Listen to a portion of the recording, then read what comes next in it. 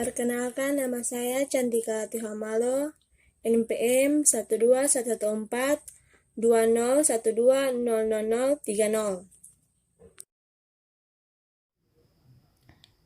Pengertian respirasi aerob. Respirasi aerob adalah proses penguraian senyawa organik menggunakan oksigen bebas. Respirasi ini berlangsung di dalam organel sel yang disebut mitokondria. Saat kamu mengonsumsi makanan yang mengandung glukosa, misalnya nasi, setiap molekul glukosa akan dipecah melalui 4 tahap sampai dihasilkan energi. Adapun beberapa tahapan dalam respirasi aerob yang harus kamu tahu adalah sebagai berikut. 1. Glikolisis. Glikolisis merupakan tahap pertama respirasi aerob yang terjadi dalam sitoplasma atau sitosol. Pada tahap ini, molekul glukosa akan diuraikan menjadi senyawa yang lebih sederhana. Hasil penguraian molekul glukosa pada glikolisis berupa 2 molekul ATP, 2 molekul asam pirufat, dan 2 molekul NADH. Untuk lebih lengkapnya, perhatikan bagan berikut.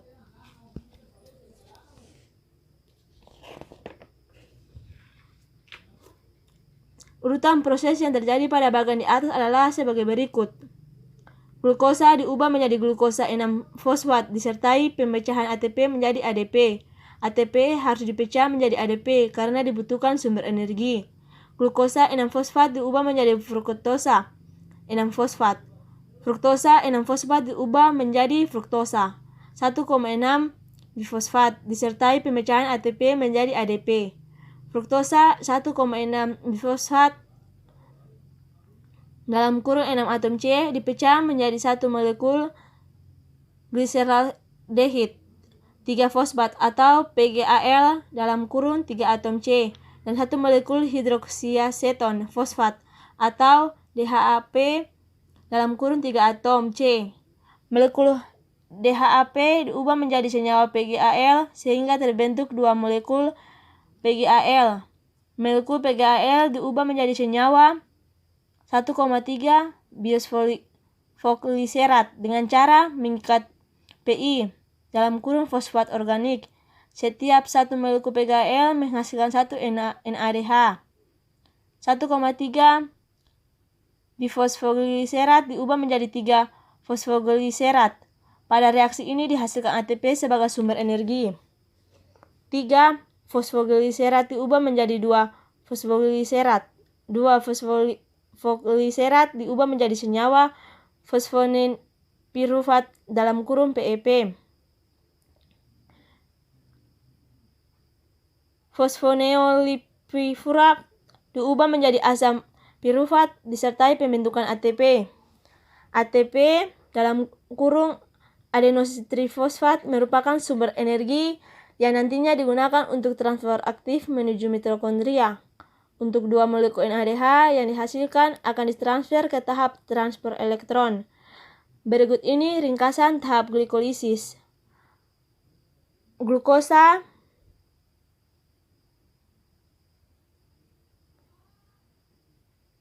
plus 2 ATP menghasilkan 2 asam pirufat plus 2 NADH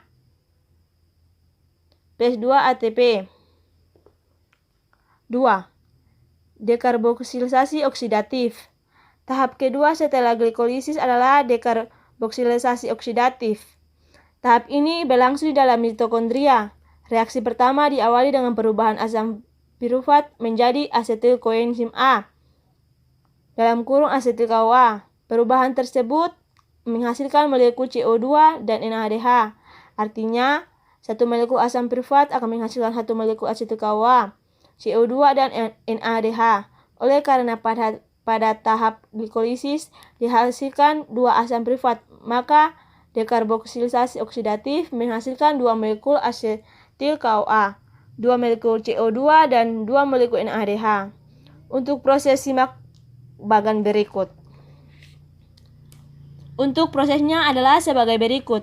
Asam pirufat yang terbentuk pada tahap glikolisis akan melepaskan gugus karboniksilat dalam kurung COO-. Gugus tersebut akan diubah menjadi CO2. Sisa atom C dalam bentuk H3COO plus minus akan mentransfer kelebihan elektronnya pada molekul NADH plus menjadi NADH. Untuk CH3COO minus akan diubah menjadi asam asetat. Asam asetat akan berikatan dengan koenzim A membentuk asetil A. Dalam kurung asetil CoA. Untuk memudahkan pemahamanmu tentang dekarboksisasi oksidatif, perhatikan ringkasan berikut. 2 asam privat tambah 2 koenzim A menghasilkan 2 asetil CoA tambah 2 CO2 tambah 2 NADH. 3. Siklus Krebs. Siklus Krebs adalah tahapan ketiga dari serangkaian proses respirasi aerob. Pada tahap ini akan dihasilkan 2 molekul ATP, 6 molekul NADH, 2 molekul FADH2, dan 4 molekul CO2. Untuk urutan prosesnya adalah sebagai berikut. Asetil CoA dalam kurung 2 atom C berikatan dengan asam oksaloasetat dalam kurung 4 atom C. Membentuk asam sitrat dalam kurung 6 atom C. Itulah mengapa siklus Krebs biasa disebut siklus asam sitrat. Asam sitrat diubah menjadi asam isositrat. Asam isositrat dalam kurung 6 atom C diubah menjadi asam A-ketoglutarat dalam kurung 5 atom C. Reaksi ini disertai pelepasan CO2 dan pembentukan NADH. Asam A-ketoglutarat dalam kurung 5 atom C diubah menjadi suksinil CoA yang memiliki 4 atom C. Reaksi ini juga disertai pelepasan CO2 dan pembentukan NADH. Suksinil CoA yang terbentuk diubah menjadi asam suksinat dalam kurung 4 atom C. Reaksi ini menghasilkan GTP. Selanjutnya GTP diubah menjadi ATP. Lalu asam suksinat diubah menjadi asam fumarat disertai pembentukan FADH2. Asam fumarat yang terbentuk diberi tambahan air agar berubah menjadi asam malat dalam kurung 4 atom C. Asam malat diubah menjadi asam oksaloasetat kembali disertai pembentukan ADH.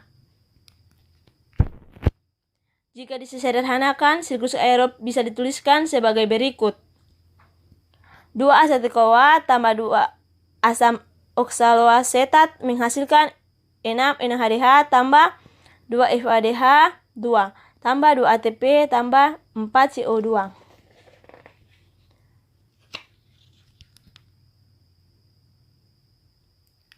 4. Transport elektron. Tahap ini merupakan tahap akhir pada respirasi aerob yang disertai pembentukan ATP paling banyak. Transport elektron berlangsung di dalam krista, yaitu membran dalam mitokondria. Reaksi yang berlangsung di dalam transport elektron adalah reaksi redukasi dan oksidasi antara senyawa NADH dan FADH2. Kedua senyawa tersebut dihasilkan dari tahapan sebelumnya. Senyawa yang terlibat dalam transport elektron adalah koenzim Q, sitokrom B, sitokrom C, sitokrom A, sitokrom A3, dan oksigen. Simak bagan berikut ini. Adapun penjabaran bagan di atas adalah sebagai berikut. NADH mampu menghasilkan elektron berenergi tinggi melalui proses oksidasi. Lalu, elektron tersebut transfer ke koenzim Q. Oleh karena tingginya energi elektron, ADP dan fosfat anorganik bersatu membentuk ATP. Koenzim Q akan dioksidasi oleh sitokrom B. Akibatnya, koenzim Q akan melepaskan elektron dan 2 ion H+. Sitokrom B akan dioksidasi oleh sitokrom C sehingga dihasilkan energi cukup tinggi. Akibatnya, ADP dan fosfat anorganik akan bersatu membentuk ATP. Selanjutnya, sitokrom C akan mereduksi sitokrom A. Sitokrom A akan mengoksidasi sitokrom A3. Reaksi ini juga memicu bersatunya ADP dan fosfat anorganik membentuk ATP. sitokrom A3 dioksidasi oleh sebuah atom oksigen. Hasil akhir dari reaksi ini adalah terbentuknya molekul H2O. Transport elektron yang melibatkan oksidasi NADH akan menghasilkan 3 ATP dan 1 H2O. Demikian hanya dengan oksidasi FADH2. Pada oksidasi FADH2, jumlah ATP yang dihasilkan lebih sedikit, yaitu 2 ATP. Hal itu disebabkan oleh kecilnya energi yang dihasilkan dari oksidasi FADH2. Secara ringkas, pembentukan ATP dari NADH dan FADH2 ditulis sebagai berikut. Oksidasi 1 NADH akan menghasilkan 3 ATP. Oksidasi 1 FADH2 akan menghasilkan 2 ATP. Dari tahap glikolisis sampai siklus Krebs, NADH dan FADH2 yang dihasilkan berturut-turut adalah 10 dan 2 molekul, artinya 10 NADH